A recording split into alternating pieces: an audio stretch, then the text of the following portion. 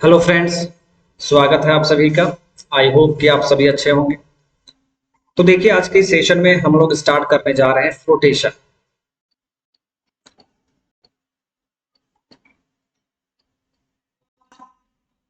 हम लोग आज के इस सेशन में फ्लोटेशन के बारे में बात करेंगे। इसके पहले हम लोगों ने completely submerged body and partially submerged body के बारे में बात किया था। ओके। फ्लोटेशन टॉपिक आपके एग्जाम पॉइंट ऑफ व्यू से काफी इंपॉर्टेंट है। यहाँ से आपके एग्जाम में थ्योरेटिकल एंड न्यूमेरिकल दोनों ही टाइप के क्वेश्चन पूछे जाएंगे। ओके। तो आइए देखते हैं कि फ्लोटेशन का क्या मतलब है, इसका क्या कंडीशन होगा और इस पर बेस्ड जो भी क्वेश्चन आएंगे वो आप कैसे बनाएंगे, उस चीज को हम लोग यहाँ पर देखते हैं। देखिए, मान लीजिए कि ये आपका लिक्विड का फ्री सरफेस है। Okay, this is the free surface of liquid and यहाँ पर एक बॉडी पार्शियली सबमर्ज्ड है। ठीक है, पार्शियली सबमर्ज्ड बॉडी को ही हम लोग क्या कहते हैं, फ्लोटिंग बॉडी कहते हैं। तो मान लीजिए कि ये बॉडी आपका पार्शियली सबमर्ज्ड, इस लिक्विड का डेंसिटी रो है एंड इस बॉडी का डेंसिटी रो एस, और ये बॉडी इस लिक्विड में फ्लोट कर रहा है, दैट मीन्स ये पार्शियली सबमर्ज्ड है। तो अब यहां से देखिए, तो इस पूरे बॉडी का सेंटर ऑफ ग्रेविटी कहां पर होगा, तो इसके मिडिल में होगा। ठीक है, ये इसका मान लीजिए सेंटर लाइन है। This is the centre line of this object. तो सेंटर ऑफ ग्रेविटी किस पॉइंट पर होगा, जस्ट इसके मिडिल में होगा। This is the centre of gravity of this body. अब हमें यहां पर देखना है कि इस बॉडी का सेंटर ऑफ बॉयंसी कहां पर होगा। तो वो अब मैंने आपको बताया था कि सेंटर ऑफ बॉयंसी क्या होगा। तो बॉडी का जितना पार्ट लिक्विड में सबमर्ज होगा, उसका हमें सेंटर ऑफ ग्रेविटी निकालना होगा। देखिए, इस फिगर में आप क्या देख रहे हैं, बॉडी का ये वाला पार्ट जो है ये लिक्विड में सबमर्ज है। तो बॉडी का जितना पार्ट लिक्विड में सबमर्ज होगा, उसी पार्ट का जो सेंटर ऑफ ग्रेविटी होगा उसे ही हम सेंटर ऑफ बॉयंसी कहते हैं। तो इस पार्ट का सेंटर ऑफ ग्रेविटी कहां पर होगा, जस्ट मिडिल में होगा यहां पर। इसी पॉइंट को हम क्या कह देंगे, सेंटर ऑफ बॉयंसी। यहां तक क्लियर है। चलिए, फिर आपने पढ़ा है कि सेंटर ऑफ बॉयंसी पॉइंट से ही हमारा बॉयंट फोर्स एक्ट करता है अपवर्ड डायरेक्शन में। तो इसी बी पॉइंट से आपका बॉयंट फोर्स एक्ट करेगा। इसी बी पॉइंट से आपका बॉयंट फोर्स अपवर्ड डायरेक्शन में काम करेगा। This is F B.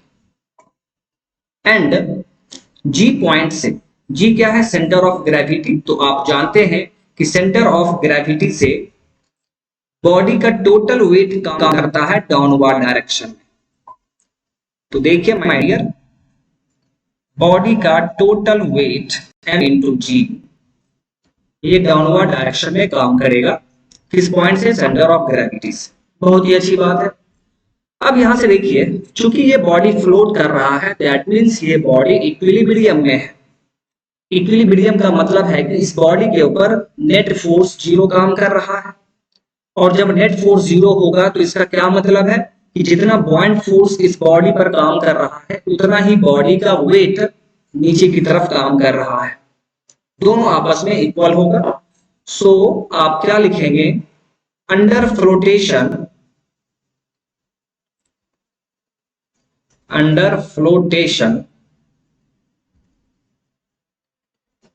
जो फर्स्ट कंडीशन होगा माय डियर, जो फर्स्ट कंडीशन होगा वो आपको ध्यान में रखना है। कोई भी बॉडी फ्लोट तभी करेगा, ठीक है, जब ये फर्स्ट कंडीशन वहां पर सेटिस्फाई हो रहा हो, तब बॉडी फ्लोट कर सकता है। तो फर्स्ट कंडीशन ये है कि बॉयंट फोर्स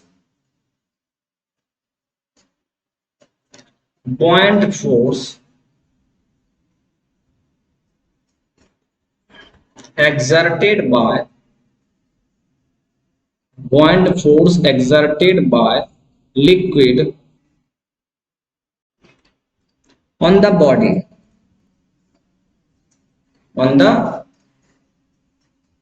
बॉडी, और ये किसके बराबर होगा, ये बराबर हो जाएगा total weight of the body.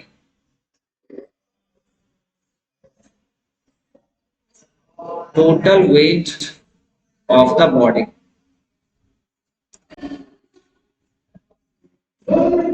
तो यहां से आप क्या लिखेंगे, so F B will be equal to M into जी।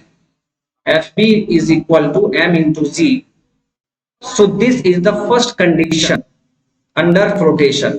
कोई भी बॉडी यदि फ्लोट कर रहा है तो आप डायरेक्ट वहां पर क्या लिखेंगे, F B is equal to M into G करके लिखेंगे। ठीक है, इस पर बेस्ड आपको न्यूमेरिकल पूछा जाएगा। ठीक है, तो कोई भी न्यूमेरिकल पूछा जाता है, आप उस क्वेश्चन में देखिए अगर वो फ्लोटेशन का न्यूमेरिकल है, फ्लोटेशन का एग्जांपल है, तो आप डायरेक्ट इस फर्स्ट कंडीशन को यूज कर सकते हैं, that is F B is equal to M G, और इसी से आपका क्वेश्चन सॉल्व हो जाएगा। तो मैं आपको एक क्वेश्चन बताऊंगा तो आप समझ जाएंगे कि किस तरह इस तरह के क्वेश्चंस को हम लोग किस तरह बनाएंगे। आइए अब यहां से देखते हैं, ये आपका फर्स्ट कंडीशन था। अब यहां से ध्यान दीजिए, हमने क्या देखा है, ध्यान से देखिए, पॉइंट फोर्स। पॉइंट फोर्स का फॉर्मूला क्या था, आपको याद होगा, M dash into G divide by relative density, और ये किसके बराबर है, यहां पर एम इंटू जी के बराबर है। ये जी और जी कैंसल आउट हो गया, so M dash is equal to, cross multiplication कर दीजिए, so M into relative density. but we know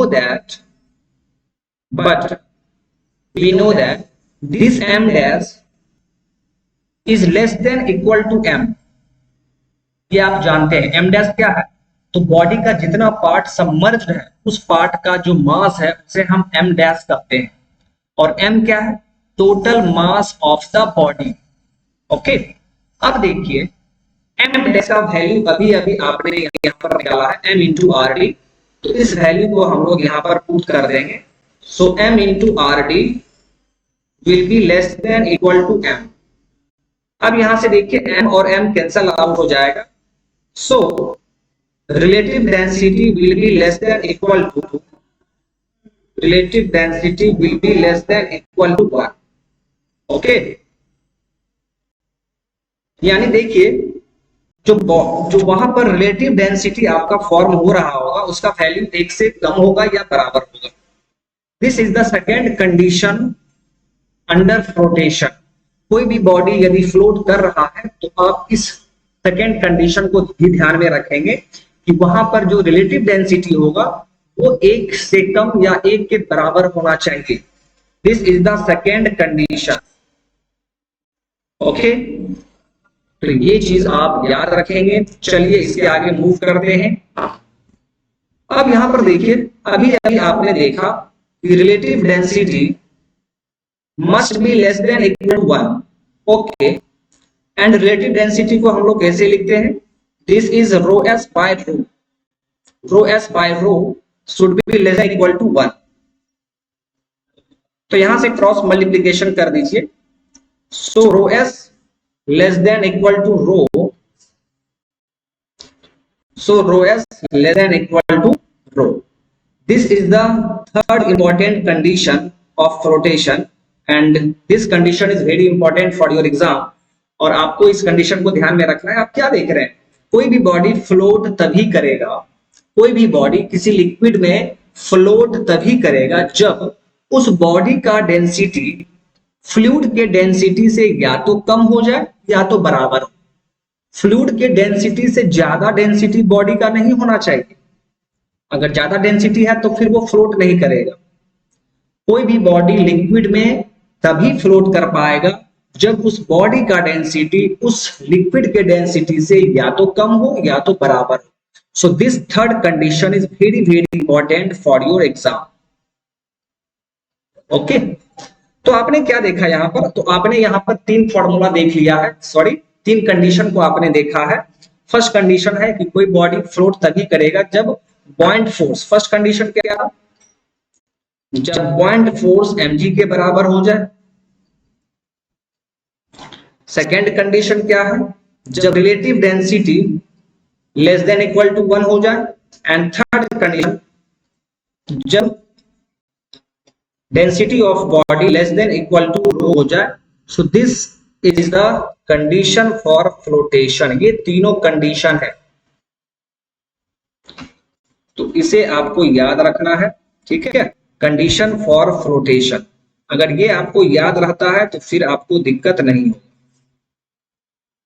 okay, चलिए अब यहां पर हम लोग एक क्वेश्चन को सॉल्व कर लेते हैं, एक क्वेश्चन देख लेते हैं, ठीक है। तो आपको फिर आसानी से समझ में आ जाएगा कि फ्लोटेशन क्या होता है और उसे क्वेश्चन को कैसे सॉल्व किया जाए। देखिए फर्स्ट क्वेश्चन, मान लीजिए कि कोई एक टैंक है, जैसे फॉर एग्जांपल ये आपका कोई टैंक है, ओके। और इस टैंक में मान लीजिए नीचे आपका वाटर है, this is the water, this is the water, okay. And यहां पर इसके ऊपर आपका ऑयल है,